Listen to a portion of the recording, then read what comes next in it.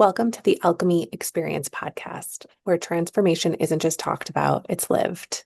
I'm Erin, and around here, we're turning breakdowns into breakthroughs, pain into power, and survival into serious thriving. Whether I'm flying solo or vibing with a badass guest, we dive into all the things on health, creating beautiful relationships, and building wealth. We're keeping it real, raw, and ridiculously empowering. It gets a little juicy, a little bit wild, and super inspiring. This isn't just another podcast, it's your permission slip to evolve loud, proud, and on purpose. Let's go light the world on fire. We are back for another episode of the Alchemy Experience podcast, and I have a newfound friend, Melissa Cius, with me today. Did I say it right, Cius? Yes. I have you with me today, which I am really excited to dive in with all of the cool things you are doing. Before I hand it over to you, I'm just going to let my peeps in my world know a little tidbit about you as you're a fellow mom. Yes. You are a Marine, which right there, like mic drop, an artist, a survivor, and an advocate for Yes, ma'am. veterans facing mental and physical disabilities, which is Yes, ma'am. unbelievable. So much in there. But one of the coolest things that I've learned about you is your artistry. And what I don't have on here is that you are an author. Yes, I You am. didn't add that into your bio, but that I is know. a huge part of who you are and what you do. So why don't you share with the peeps in my world maybe a little bit more about you and who you are and what you do? Okay. Like you mentioned, I'm a mother of two, and I'm a disabled Marine Corps veteran. I was a motor transport operator, so I used to operate really big machinery, trucks, 18,000 gallon or 5,000 gallon refuel tankers. Used to refuel helos and aircraft, fixed wing on the airfield. Such a It was really badass. cool. I It love was really cool. it. I am a retired chef and restaurateur. I spent 20 plus years in the kitchen. I've done restaurant management. I've done everything, every position imaginable in the restaurant. I mean, 20 something years goes by pretty fast. I can't even believe I'm saying that. But now I am a full-time artist and creator. And like you mentioned, I'm an Amazon #1 best-selling author in 3 countries. It's a book called Transforming Pain into Purpose, and it's by AMA Publishing. And I got a chapter in there. There was a collaboration of 33 women. And like you mentioned, also, I'm an advocate. I speak out about stigmas surrounding the disabled. We're not dead, we're disabled. Let's see. I think my favorite saying is, "You don't look disabled." Like, I didn't know we were supposed to look a certain way. And the handicap placard tattooed on her head, like, I don't get it. But yeah, I talk about complex PTSD, domestic violence, adult diagnosed, ADHD and autism, military sexual trauma, because I am a two-time survivor, which is something that's not spoken about enough. I think it needs to be. That's just why I found my voice and I speak out. I also speak about sobriety and addiction and recovery, suicide prevention in the civilian and military world. It's very prominent, and we shouldn't be there. So, but yeah, that's a little bit about me. Amazing. You're doing all the things. Trying, Yeah. trying. So, Every day is a different day, and we take it one day at a time. yeah, absolutely. So, hold up that book again so people can see. In the show notes, I will absolutely tag this. And this is on Amazon as well, right? This is on Amazon, and it is volume 3. I have to mention because covers do look similar. There we go. The covers look similar, so you got to make sure it's volume 3. Okay, perfect. So you're in volume three. So tell us a little bit about what your chapter was about. I know obviously the premise is, pain into purpose and all of that, but I'll give what you a are little tidbit if you want. yeah. I'll read you a little. Okay, I'll read you a little snip. I was at rock bottom with no idea how to get out. After a random conversation about pour painting, my life took a turn for the better. Then I began experimenting with what I call my therapy salad. This would include a variety of traditional practices like DBT, dialectic behavioral therapy, ACT, acceptance commitment therapy, CBT, cognitive behavioral therapy, and also several holistic healing methods like equine therapy, arts, painting, mixed media, writing, mindfulness, meditation, etc. Through these techniques, I discovered that ultimately creativity was the most powerful tool to accepting, processing, and understanding my trauma, all while learning to naturally ground myself. Now, painting, mixed media, and writing have become my sanctuary. As I pour my emotions, thoughts, and feelings onto the canvas and paper, I discovered a new language, one that words could never possibly express. Art has become my passion, my therapy, my freedom, thus allowing me to communicate pain, hope, and healing in various vibrant colors and tantalizing textures. Amazing. Just a Yeah. little bit. But So yeah, just a little through, tidbit. yeah, that's amazing. So through your experience of going through some different types of traumas, right? Being in the military, being, assaulted, those Abusive relationships, which relationships. I said after my parents had such a rocky divorce. My dad was an alcoholic, and I was the oldest, so I was the one who saw it all. And I always said, I'll never be like that. I'll never. And then lo and behold, life hands you a different deck of cards, and that was the hand I was dealt. So, but I made it through it. And I mean, I'm still in recovery. I'm sober 7 years this year, Amazing. and it's been a long road. I don't crave it anymore. I don't miss it. I actually wish I could take back some of the things that happened because of it, but that was young, naive me, and now there's me. Well, when we first talked, when we first met and just kind of got to know each other a little bit, I recall you saying that it was an escape from not facing the things that you felt had been kind of holding you back, right? It was an escape from Yeah, really stepping into that next level person of being able to share your story, share how you can support people and serve differently. Because for right. so long, your service was in the military, your service was literally serving in as a cook, right? Um, and that was your identity. And so Yeah, that huge identity shift and like having to switch into, oh, okay, this is pieces of me that I need to own that aren't what I'm necessarily proud of. And how do I own that side of me and share it with the world and be able to not crumble underneath that, right? So right.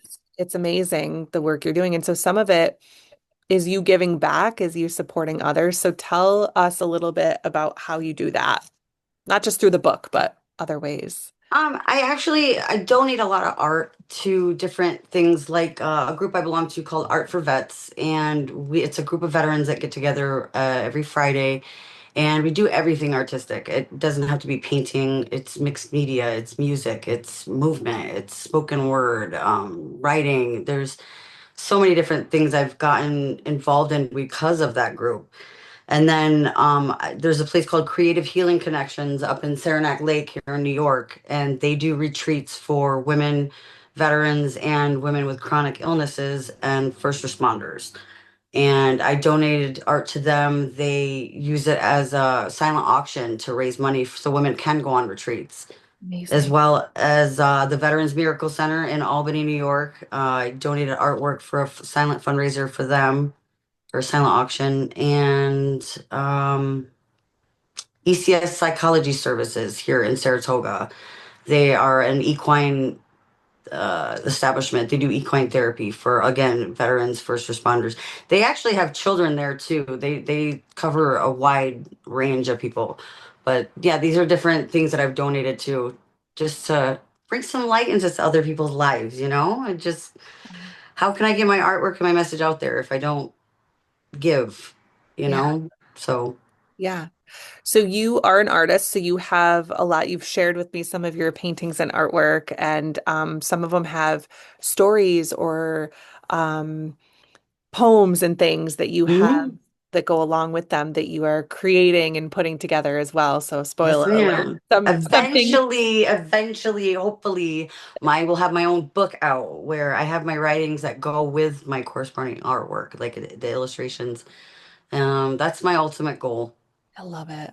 So not only is it healing for you and therapeutic for you, but it's also serving others because they can see that there's life after trauma, there's life after addiction, there's life after new identity birth, right? Like There all of these is. things, you can find a way through it and turn that pain into purpose, Yes, like ma'am. the story says. So that's so cool. But also, I know you have sort of this uh, vision for yourself of being able to help others in this space. And so what does that look like for you in way of how you would like to, let my people know?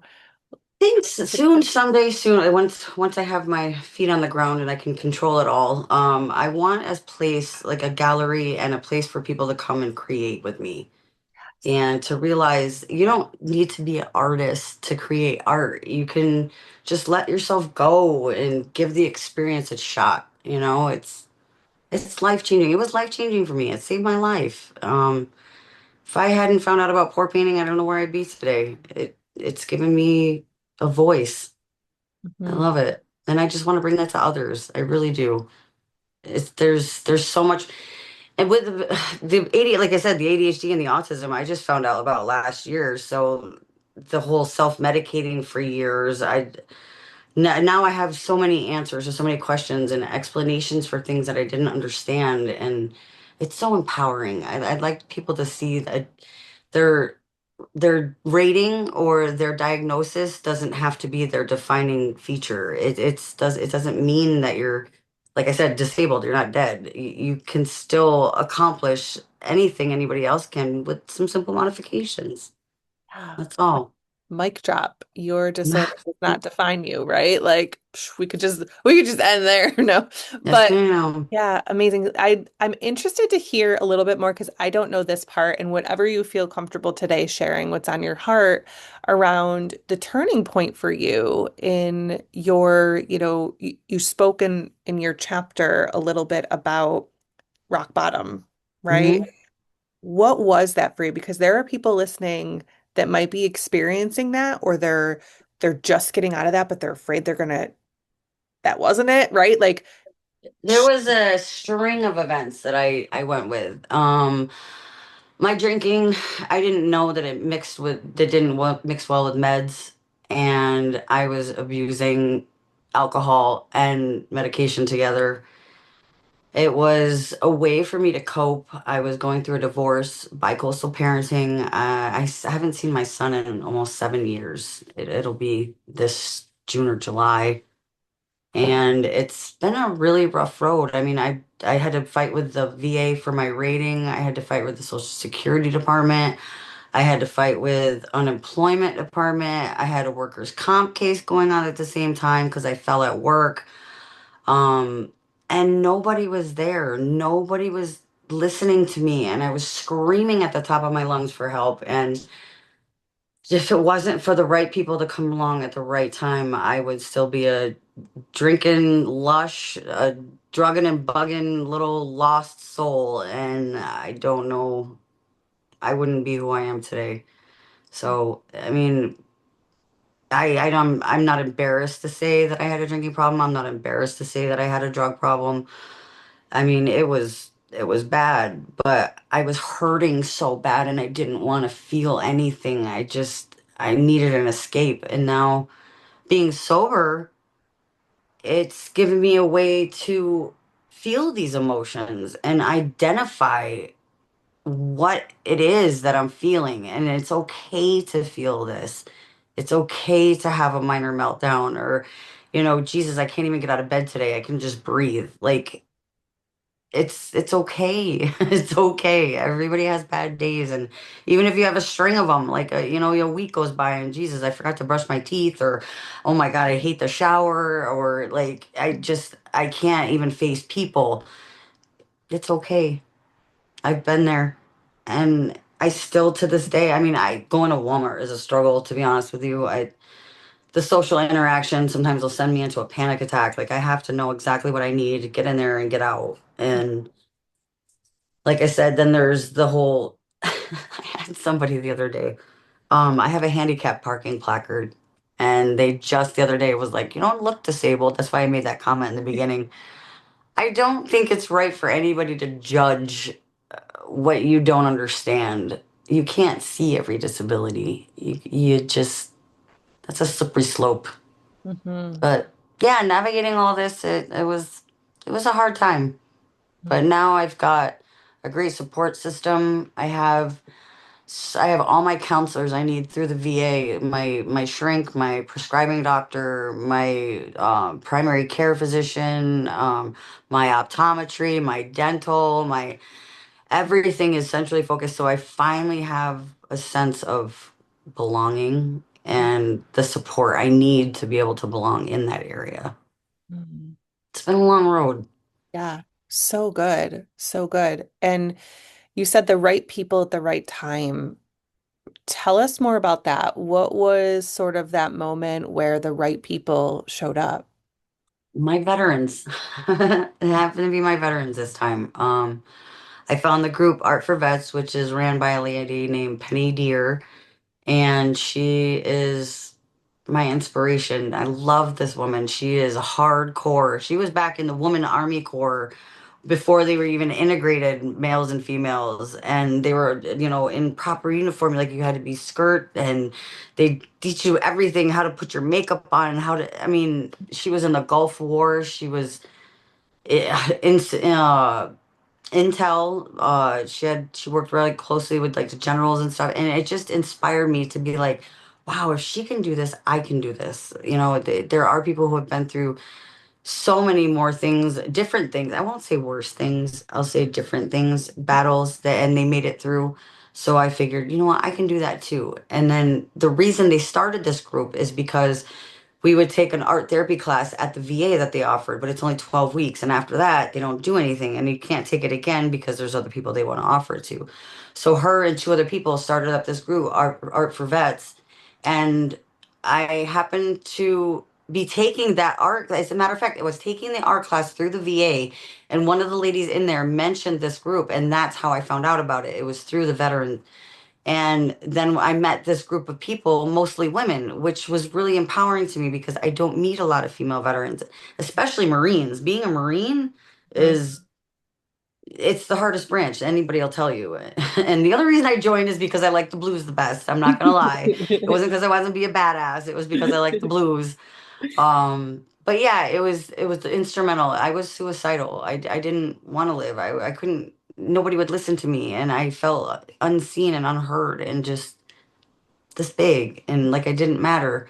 And once I found my voice with these guys, you know, noticing like you have to advocate for yourself. Nobody's gonna do it for you. So I got to do this. And as it's when I finally said, you know what, I had a big mouth when I was in the service. I can have a big mouth again. I mean, people are going to hear me, and I'm not going to stop until they do. And that attitude has definitely got me far. It's Amazing. definitely got me far. Amazing. Well, there are definitely people in my world that this story is going to resonate. They might see themselves in you in various different ways. And I think it's important that your voice is out there and your story and what you've been through and how you've taken that and really found a way to not just continue this journey of healing for yourself, but how can you help others too, which is Yeah. so I cool. find And that when I help others, it gives me the feeling of, here's where it starts. I swear this is where it starts. My birthday is Christmas Day. And so every year I'm struggling to like, well, it's my birthday. Can nobody notice me? And I had that feeling of why wouldn't anybody notice, or why wasn't anybody helping, or to make me feel special? And so now I take that and I project it on others. Like, I don't want you to feel alone. I don't want you to feel forgotten. I want you to know that there's somebody here that loves you and wants you here and cares that you genuinely thrive in life, not just stroll along aimlessly, you Mhm. know? Amazing.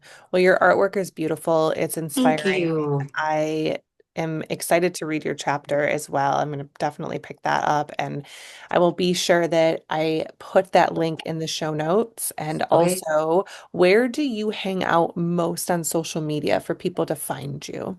Facebook and Instagram. Okay. Mostly Facebook because I understand the platform a little bit better. I'm still learning how to do the reels and stuff on Instagram.